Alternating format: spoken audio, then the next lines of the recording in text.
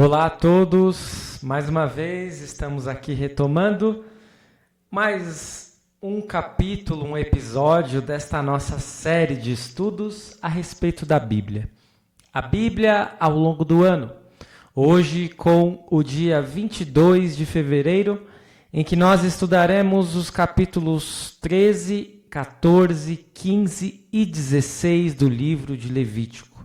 Você mais uma vez está convidado aqui pelo canal Igreja Luterana de Interlagos a nos acompanhar.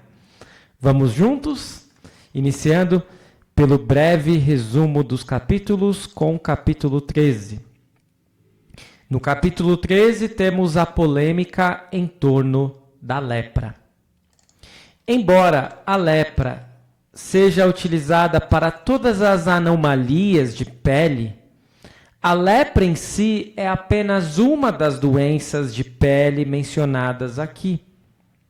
No capítulo 13, há uma linguagem técnica para ajudar o sacerdote médico a fazer diagnósticos, capacitando-o a distinguir entre formas agudas e crônicas das várias doenças.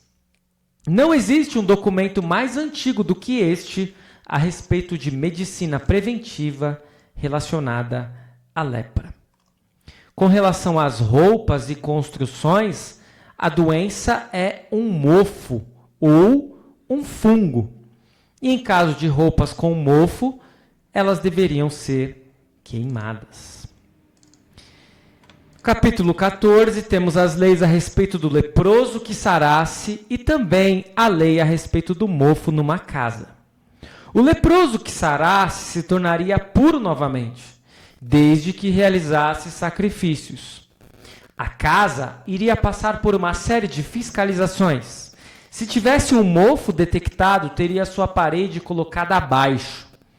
Se o mofo se alastrasse pela casa, toda a casa seria derrubada.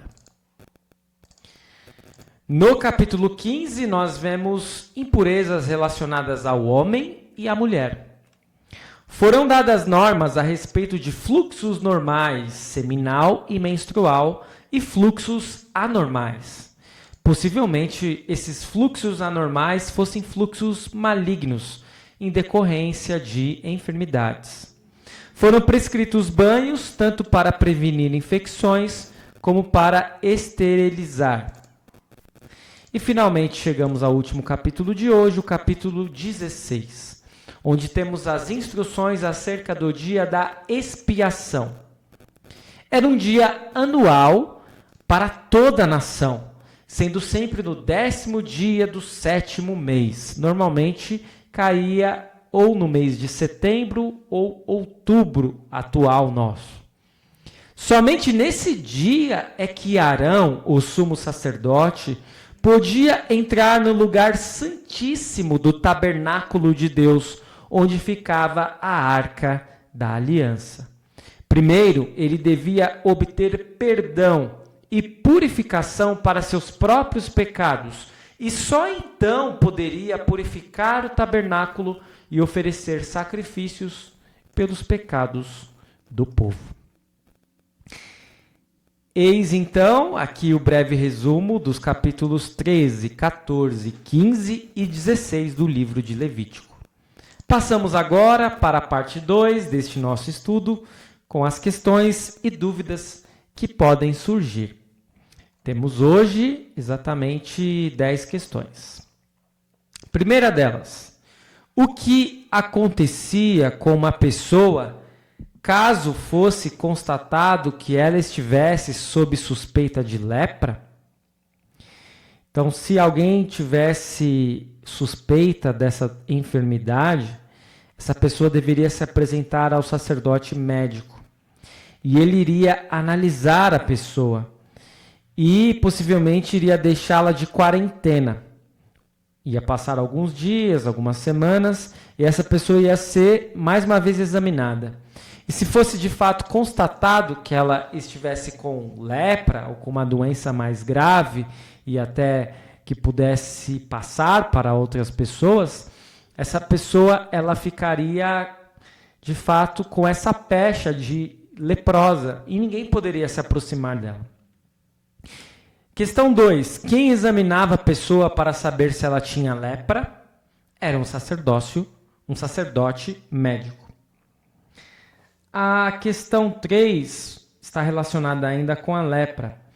Qual era a principal consequência se fosse constatado que alguém estivesse com lepra? Essa pessoa, ela seria considerada impura, ela não poderia realizar, não poderia adentrar nos locais mais sagrados, e ela também não poderia se aproximar de ninguém mais. Ela teria que ficar afastada. E essa era a principal consequência para um leproso, o isolamento social.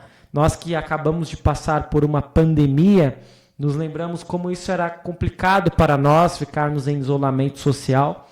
Pois muito bem, o isolamento social não é algo que surge apenas na pandemia, mas já vem de tempos muito mais antigos, até mesmo com a lepra. Questão 4. Por que havia tanta preocupação com uma casa mofada?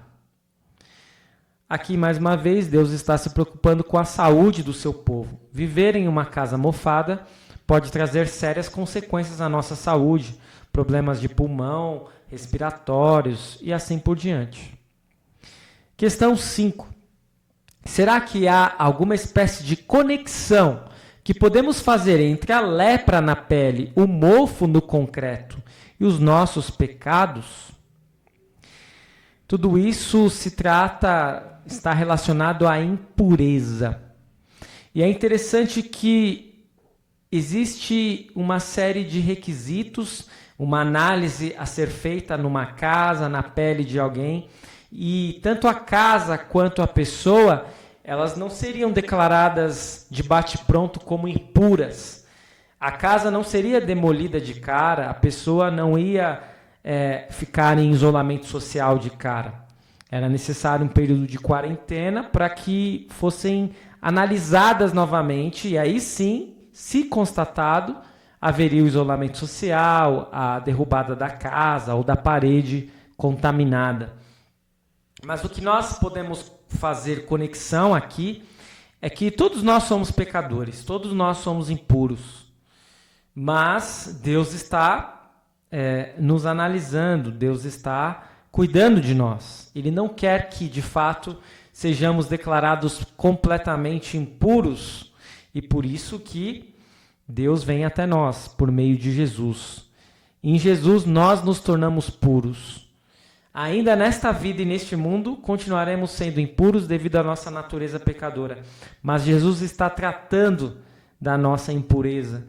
E quando morrermos, crendo nele, podemos ter certeza de que não mais teremos que lidar com nossas impurezas. Questão 6. Por que o sêmen e o sangue menstrual tornavam homem e mulher impuros? É preciso ressaltar que essa impureza não era uma impureza completa, total, era uma impureza ritual, cerimonial, especialmente porque as religiões vizinhas dos cananeus eram religiões pagãs que lidavam muito com estes aspectos sexuais.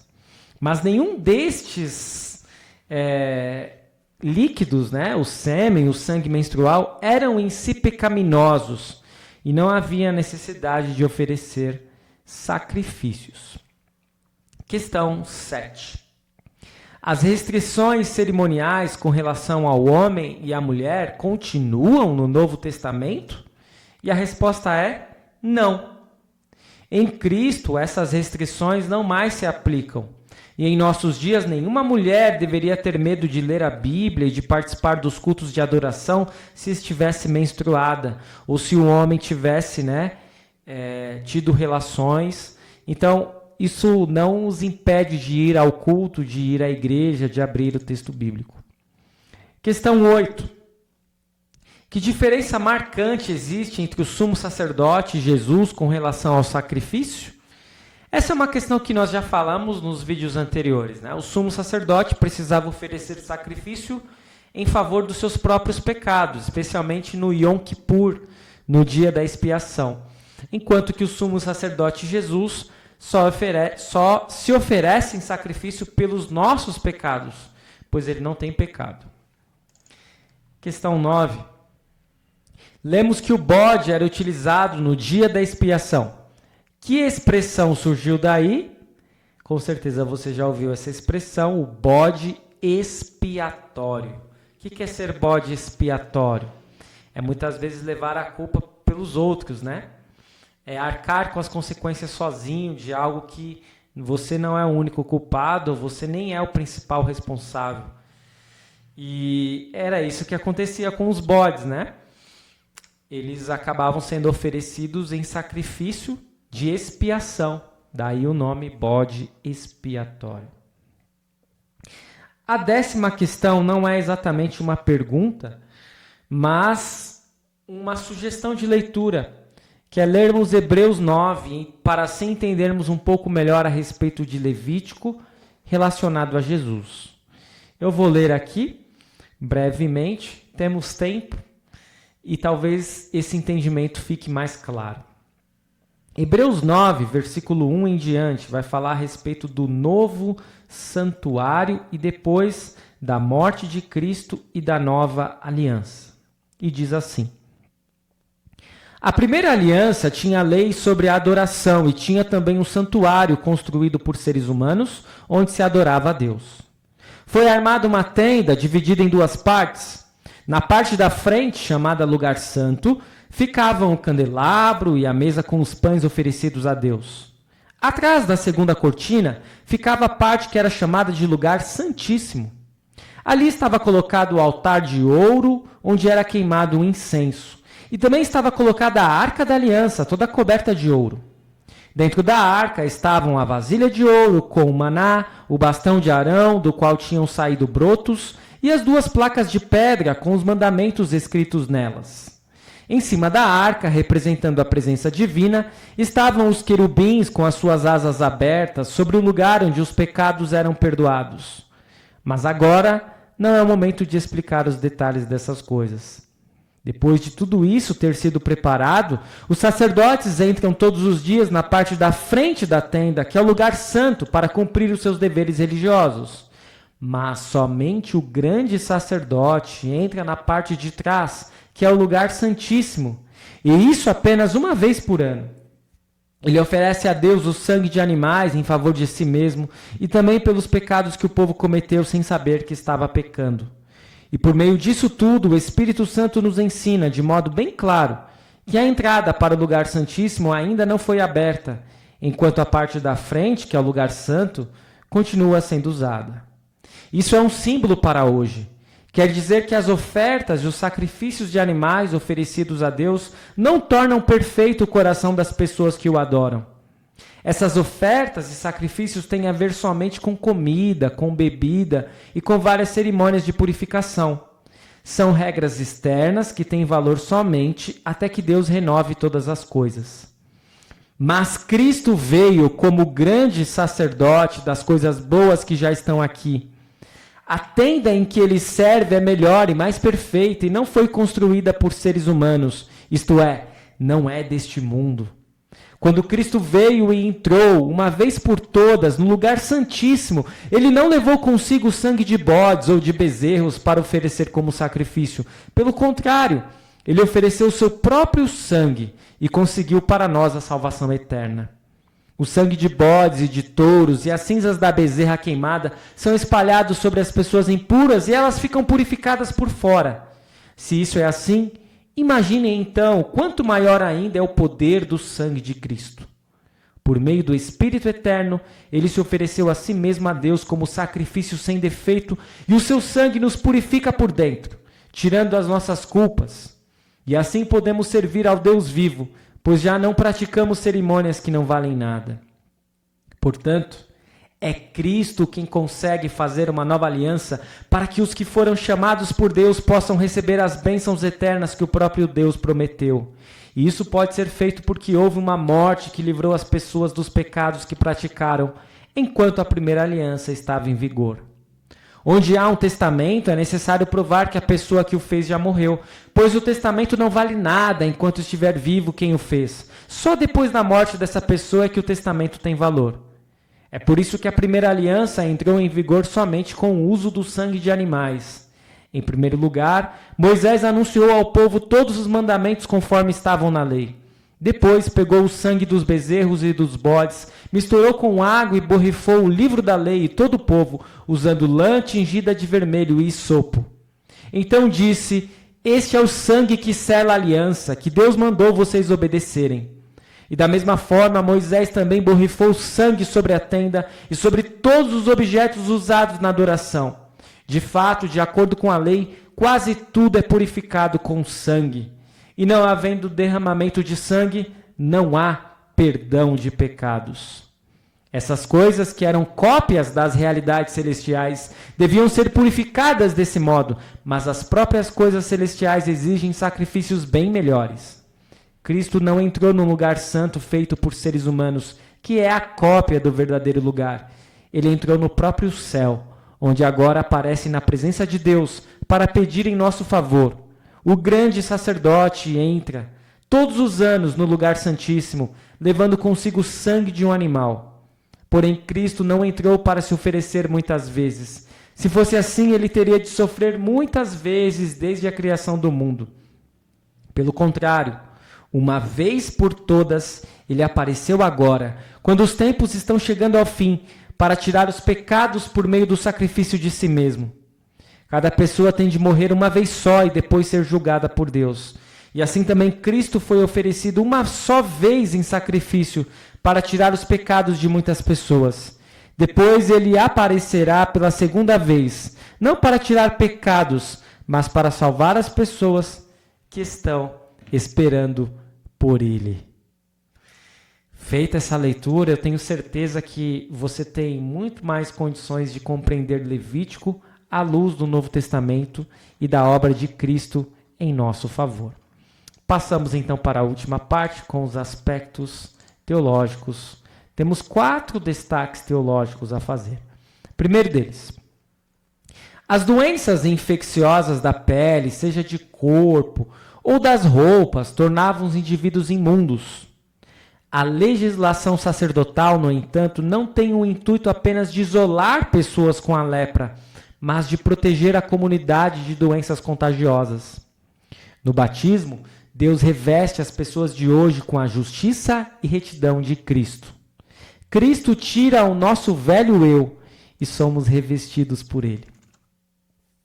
Segundo destaque teológico: indivíduos e casas infectadas devem ser removidos da presença de Deus. Contudo, Deus, em sua misericórdia, dá aos seus sacerdotes os rituais de purificação para limparem indivíduos e casas. E de modo semelhante, Deus enviou seu Filho para entrar nas casas imundas dos pecadores. Cristo purifica e abençoa nossos lares com a sua presença quando oramos: vem, Senhor Jesus, seja o nosso convidado, e tudo o que nos dás nos seja abençoado. Terceiro destaque: a impureza ritual separa Deus do seu povo. A declaração divina de que o sêmen e o sangue menstrual causam imundícia evitam que seu povo se envolva em prostituição ritual, que era o que era realizado pelos povos vizinhos idólatras cananitas. Era, portanto, mais uma proteção de Deus. E quarto e último aspecto teológico: uma vez por ano, no 10º dia do 7º mês, Deus implementava um dia de expiação obrigatório. Sacrifícios rituais purificavam o santuário, a tenda da congregação, o altar, os sacerdotes e toda a congregação dos seus pecados. O principal agente purificador era o sangue, que apontava para o sacrifício de Jesus no futuro. Pela sua morte, Jesus ofereceu o sacrifício perfeito e entrou no santuário celestial com o seu sangue, abrindo caminho para que os que nele creem possam entrar na presença de Deus. Eu espero que este vídeo tenha sido de grande proveito para você, para a sua vida, para a sua caminhada de fé, para a sua família. Continue seguindo o nosso canal e o projeto A Bíblia ao longo do ano. Amanhã teremos mais uma vez 4 capítulos do livro de Levítico, Levítico 17 a 20. Fique na paz do Senhor, muito obrigado por assistir e até o nosso próximo vídeo.